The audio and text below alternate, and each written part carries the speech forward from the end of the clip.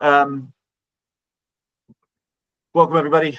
Starting point, we'll work through referee, coach development, play development real quickly, just to briefly hit that and then get to the important parts, which is the league specific information. Referee development, please be aware that we use the under-16s competition as a way of developing our referees. You will see under-16s referees be predominantly C and B grade referees with some A grade referees supporting. We've got some really really experienced cast on deck to help and assist. A lot of these referees will be getting assessed and will be hopefully progressing throughout the season. If you have any concerns about any of the referees or the levels of refereeing that you're seeing, please address those with me. I kindly ask you to refrain from bringing that up with the referees on the pool deck. If it's a sensitive issue or an awkward situation, please address that with me directly and not with the referee in question. If you could kindly do that. Referees go through this incremental development pathway that you see. More information is on our website available if you are interested in that. Coach developments. We will be coming across with the coach development plan very, very shortly. So stay tuned for that. That'll be there to support our youngest and less experienced coaches, and we'll build on that momentum going forward. We understand that the coaches that we're dealing with at under-16s may also be some lesser experienced coaches, and referees will be mentioned that they should also keep that in mind when they're refereeing. Starting point for our players, it's important for us at Auckland Water Polo that our players enjoy at a competitive level. Our referees are there not to dictate the rules of the game, but to guide the players through it, the players and the coaches, teams, so we all can have a good experience as we go through it. Auckland Water Polo expectation from club coaches and team staff is that players' mental and physical well-being comes first. Sportsmanlike behavior is encouraged. Into the league-specific rules and information. The formats, as the draw has been released, I'm sorry, I've been remiss in clarifying the formats, but that's why we're bringing it up now. The Girls Division 1 a round robin phase, followed by a top 4 pool, and it splits off in the top 4 and 5 to 10 pool. Top 4 plays second round robin, and the 5 to 10 teams will play the teams that haven't played yet, so they're playing across the teams from the other pool, and then have a final ranking game. Girls Division 2 single round robin, followed by 3v6 and 4v5 crossovers, and then into semi-finals and final ranking games. Boys Division 1 round robin, followed by a top 4 pool and a 5 to 9 pool. Top 4 teams will play final ranking game after their second round robin phase, and the 5 to 9 pool only has a second round robin phase. Boys Division 2, a single round robin in 2 pools, A and B, with a crossover and a final ranking game. 7th ranked teams in both pools A and B will not have a crossover game and will go straight into a final ranking game on the final day of the competition. 5-minute quarters, all grades with shock lock, 2 timeouts per game, 13/14 players maximum per game, and you can have 14 players only if you have 2 goalkeepers, both with red caps on, seated on the bench. And we prefer those numbers for the goalies to be 1 and 13, but they could also be 1 and 14 or 1 and 15. As long as there's 2 red caps. If you do not have 2 red caps seated on the bench, you can only have 13 players max per game. That does not mean that you can't carry more players throughout the tournament.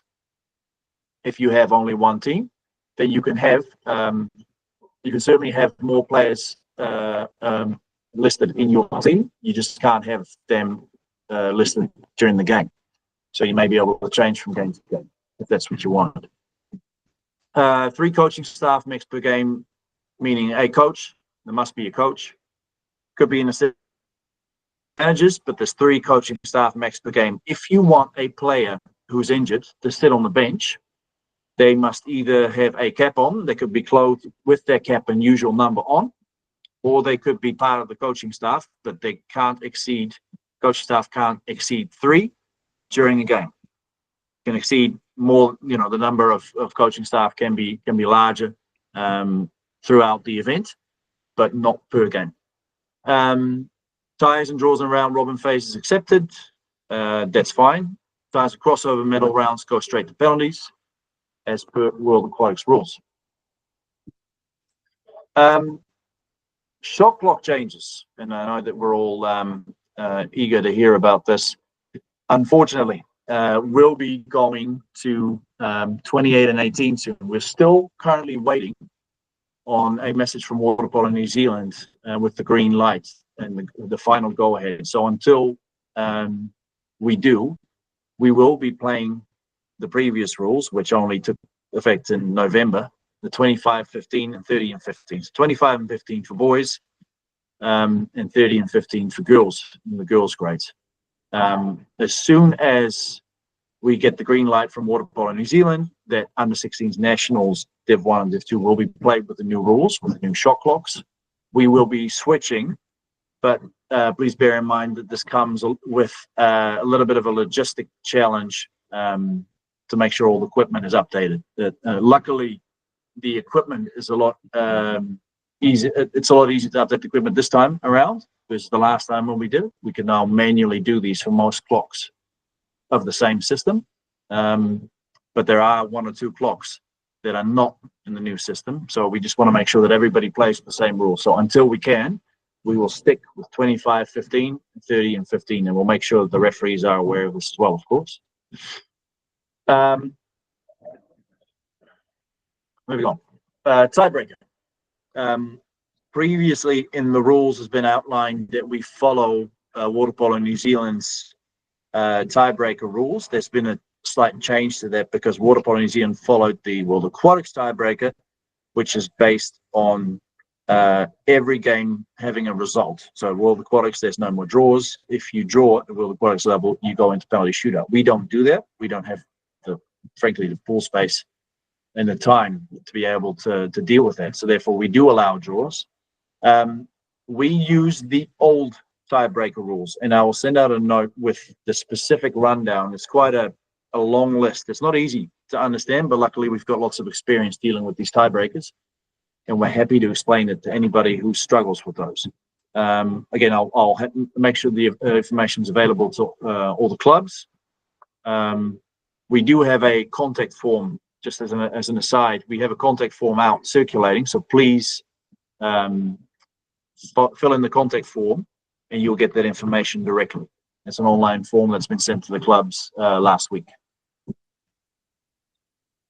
Floating players, 3 max per team, and by floating players we mean players from a team down. So let's say that you've got 3 teams, the 13 players, 2 or 3 of those could play in the second team, and from the second team 3 of those could be playing potentially in the first team. You can only float up, you can't float down.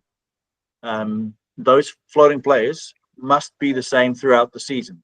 So once you've dedicated those spots to players, which you need to fill in on the team lists, another link that's been provided. Then, if there is, however, a grave injury, please ask for dispensation and we will address it. If it's a serious injury, then of course we will make exceptions for it, and we will happily allow for a different floater to float up, to play up. So please, if you have any questions about that, please ask. There is no limit to the amount of games played by floating players, so they can always come up and play and help. It is in the past, it used to be the case if you played 3 or more games for a team up, that you'd be in that team and you wouldn't be able to play down again. This rule is not designed for teams to list their better players in a lower team so they can play both. This rule is designed to make sure that we remove hurdles, and we understand that there are events where you're looking at potentially not having a bench. And we want to make sure that everybody has a bench and everybody gets to play games at the highest and most competitive level that they can. Must be registered online via the link provided. This has been sent out to the clubs, so please check with your club if you think. Squad lists 13, as mentioned before, must be registered online. Minimum age and dispensation applies. You can have 4 max under 14s players per team. Please keep in mind that this is an under 16s competition, so we will grant dispensation to those teams who otherwise wouldn't have a team and would risk under 16s players missing out of playing. And there will be moments where teams, especially in the second division, will request more than 4 under 14s. And we're looking at this on a case-by-case basis. So again, please ask if you have any questions about this. And the reason for that is that we're trying to protect the integrity of the competition, but we're also understanding that situations change for clubs, and a 13-year-old could be one of the better players in your under 16s team, or could be physically very capable, but on the flip side, they could also be a lot younger. And therefore, we've come up with this rule, and this has been a staple in the competition. Injuries must be recorded via the online link provided, and so this link will be available on the under 16s website on aucklandwaterpolo.co.nz. The referees need to be notified, and they need to write a report on the back of on the sheet. There's a link on the sheet now, a QR code that a team manager could go straight into to file the injury report.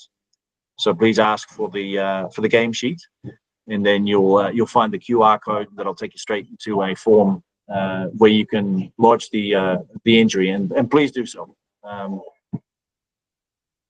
We keep a record of those for health and safety purposes, and we take concussions incredibly serious as well. We abide by the Water Polo New Zealand rules for concussions, so please be mindful of players with potential concussions. Please make sure that if there's been a head knock in a game, that a referee has been notified, the report has been done and has been registered with us, and that player is removed from the game. Please be very, very careful. If there's a suspected head knock, we expect teams to remove those players from the game completely, and not to be let back in the pool until they've been cleared by a medical doctor or a physician, a GP. We just want to make sure that we're very careful with this, especially at that young age. Referees and pool control, you'll see our referees in the white shirts. There'll be the same referees across the event. We have about 20-25 referees that we'll rely on for this competition. You'll also see our pool controllers. They'll be available during the games as well. If you have any questions, logistics issues with the draw or related to the rules, you could walk up to one of the pool controllers at an appropriate time. Please don't do that during the game unless it's about an injury issue. But please see a pool controller prior or after the game and ask your questions. If the pool controller can't come up with the answer to your question, then they'll probably contact me, and I'll be in touch with you afterwards. Referee decorum, we expect our referees to be professionals and to be an extension of our organization. So if there are any questions or queries about referee behavior, please contact me directly, as mentioned before. Defaults and forfeiture, it happens. We understand that teams do sometimes come up to situations where you're looking at 5 or 6 players that are available instead of your usual 10. Please try and anticipate those situations, though, just in respect towards the other teams that you'll be facing. We try and reschedule games as best we can. We'll get to that on the next point. But if you do not have players available for the game, please let me know, and I'll inform the other team what they can expect when they're coming into a game. Defaults and forfeiture may lead to not being able to proceed into semi-finals.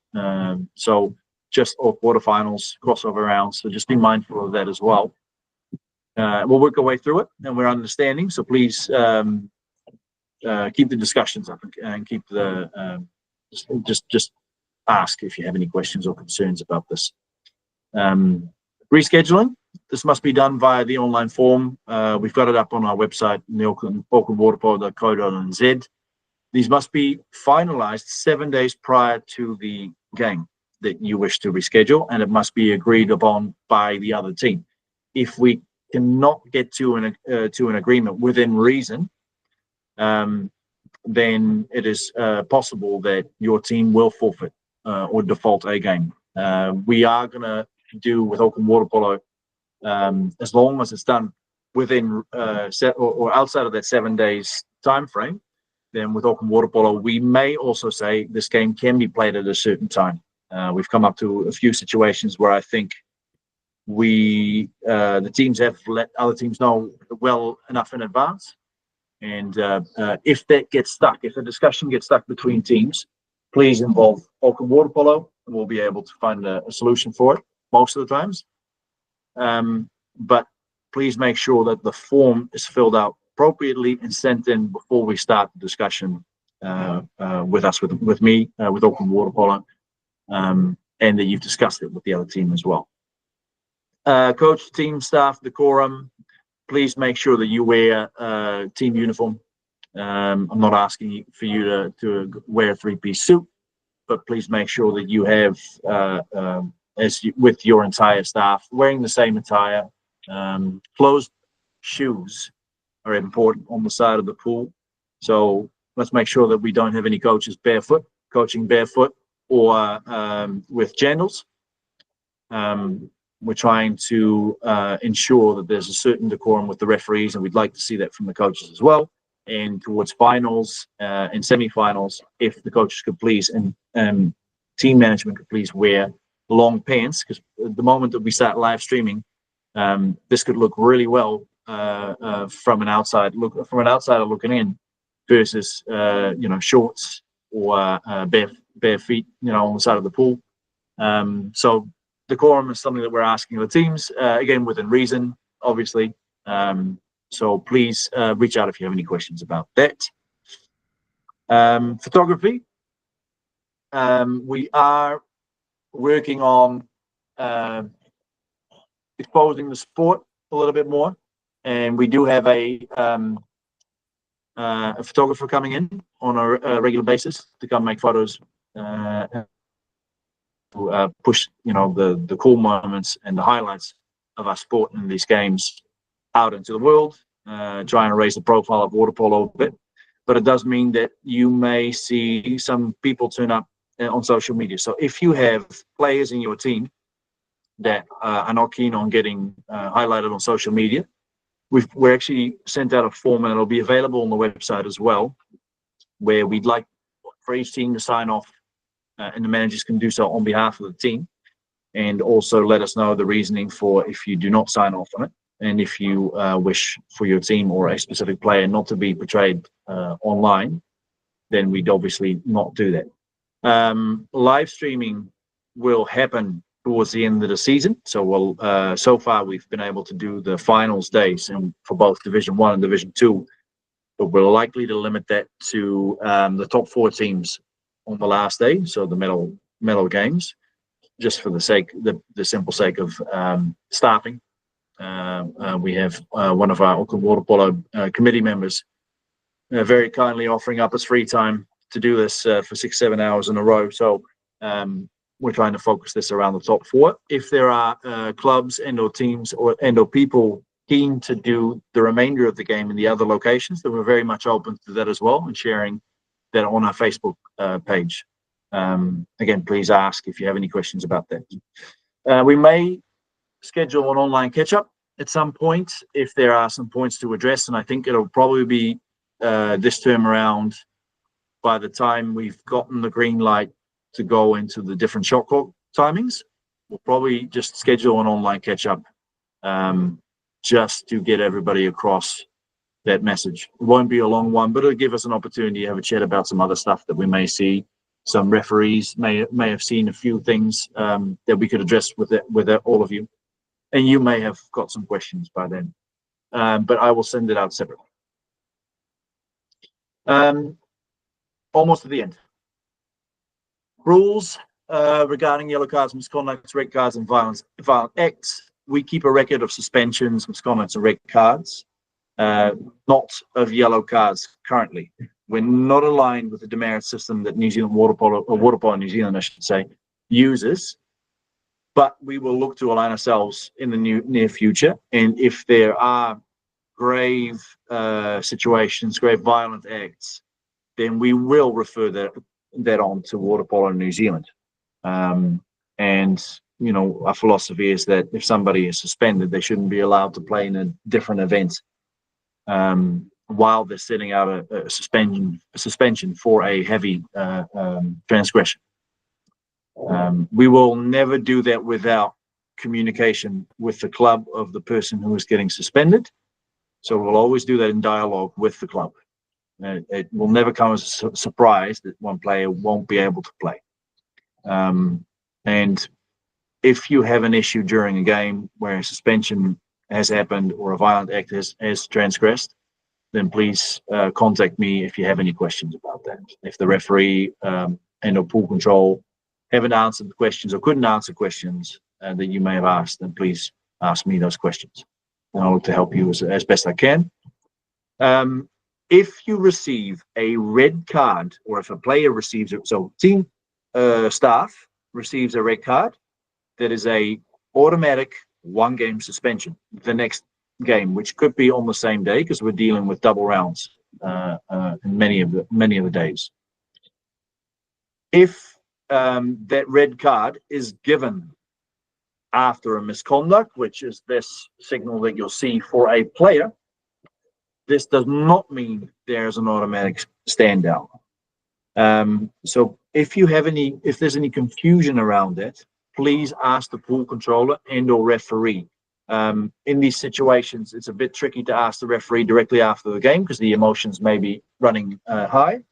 So please approach the pool controller rather than the referee. If the pool controller is the referee that has given the misconduct, and if the emotions are running high, then please give me a call. My phone number will be my email signature and at the end of this presentation. Repeat offenders will receive an automatic +1. So if you've had a red card as a coach and you've received another red card, then there will be a +1 taking place. So instead of having a suspension, then getting another red card, having one more suspension, you get 2 games suspension. 2-game suspension. Again, this will never come as a surprise. This will always be communicated from an Auckland Water Polo point of view. Let's move on to the next. Team captains, please make sure you identify your team captains, and this can be done on the game sheet. And please make sure that they are noted on the game sheet. Just as a C next to their names. Referees will refer to the team captains if they've got something to discuss with the teams. This is something that World Aquatics is now promoting to speed up the game rather than having to walk around and talk to the coaches. They call the team captains to come close and to discuss the issue. So please list those on the game sheet if you can. And these can be different team captains from game to game. You'll see this symbol, love their game. And we'll be doing a little bit of PR. You may have seen it already on the social media account from Auckland Water Polo, promoting the positive sideline behaviors instead of hammering down on the negative, always on the negative. Auckland Active Sport has come up with this campaign to promote positive sideline behavior, and there's multiple codes that have signed on to this. And you'll see this around the pool with some signage, most likely, but also just the logo and the branding itself. If you have anything cool to share and you see me on the side of the pool, I'd be very, very happy to have a quick, and you're keen to do this on a social media platform, and I'm very keen to share this. And this goes for anything cool, anything locally where we're getting a sportsman, sportswoman of the year, something like this, from our Auckland community. Very, very cool, including Waikato. Very cool to share this on the social media. I'm very eager to do this. So please don't hesitate to share positive stuff. And just a general note for me at the end, just to keep up the dialogue, please contact information needed from all team managers in case of last-minute updates and changes. That is an online form that's circulating. I'm going to have a referee representative that if you feel it's awkward to come to me about a certain question, then there's one person from the referees, and I'll send that information out to you, a designated person you could ask questions from. It'll most likely be a person who's not necessarily active during the games, but knows the game quite well.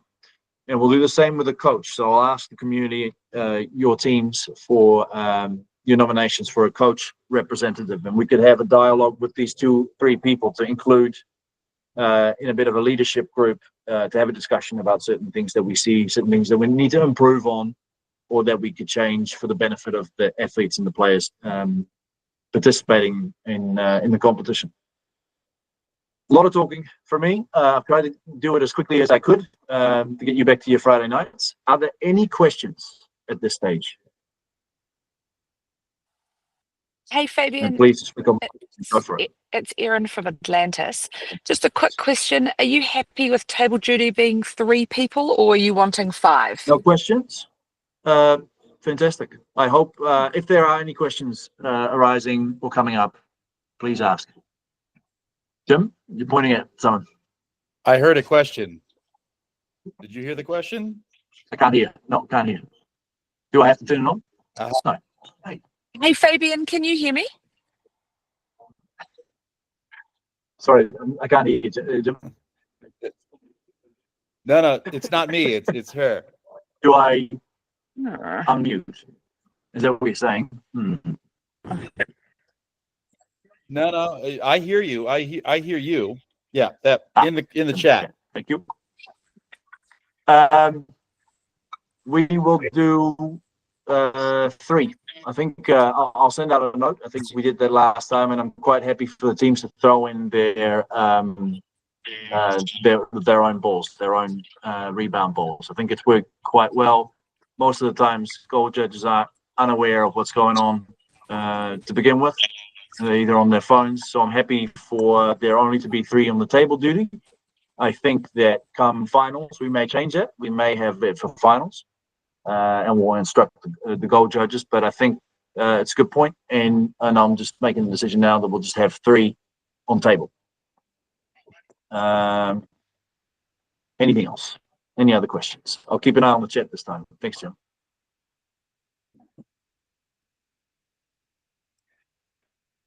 No further questions. Please, if there's any questions popping up, let me know. Ask me anytime. I might not always answer, but I'll answer to you as quickly as I can the following day if it's a late message. This presentation will be available online. I'll send through a link. Please make sure that we have the contact details for each team, that your team lists are entered. So please do that tonight and find the link. Ask me directly if you don't have the link. I'll forward it to you as quickly as possible. And good luck to everybody. We're hoping to put a good event together. It's going to be a long term for most of us. So keep up the dialogue. Good luck. Have fun. And ask me anytime if you have any questions. Thank you.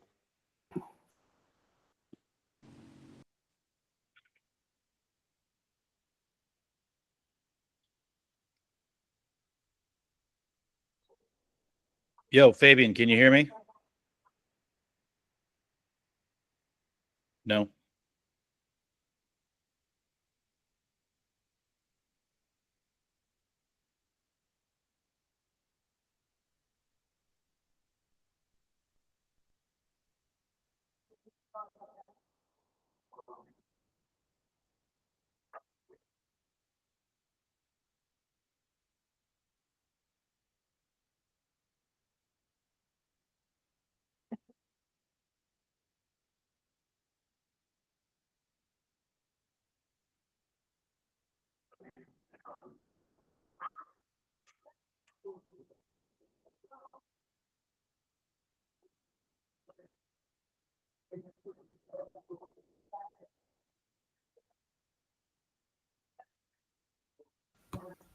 Fabian.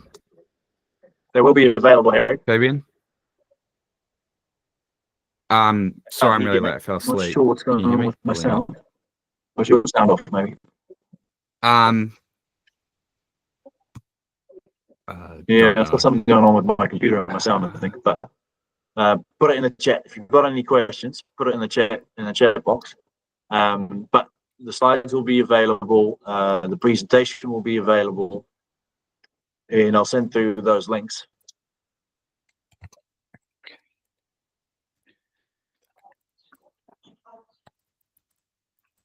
Yep.